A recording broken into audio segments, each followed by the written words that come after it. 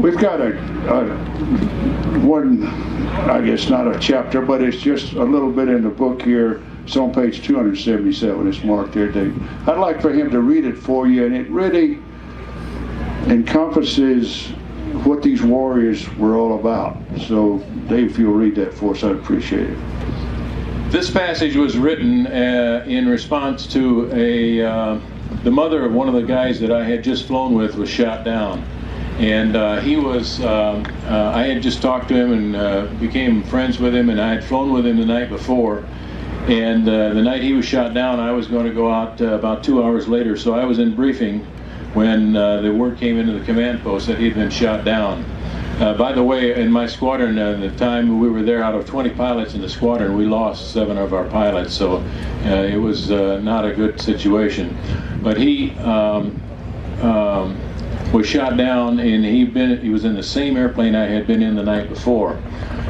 Well, his mother didn't want to accept just that he wasn't going to come home, so she wrote a letter to the wing commander asking about information about what happened to her son, and this is why this passage was written in response to that.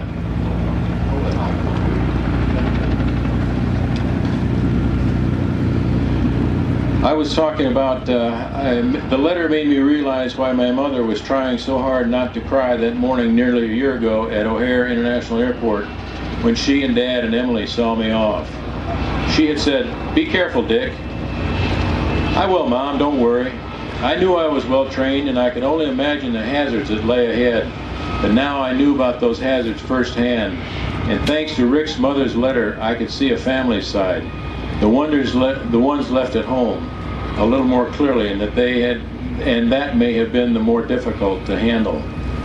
I have had it said to me, "I don't know if I would have had the courage to do what you did, to face danger without flinching.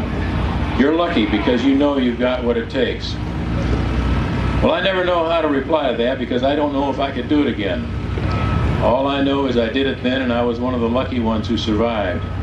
That feeling of invincibility is essential to anyone who looks danger in the eye and keeps But the tragedies of Rick Shorelands and J.B. East and Clint Ward and Bob Moore and Dick Lytle and Jim Herrick and all my other friends who had been killed and the sadness of their families brought me back to the reality that we were playing for keeps and no one is invincible.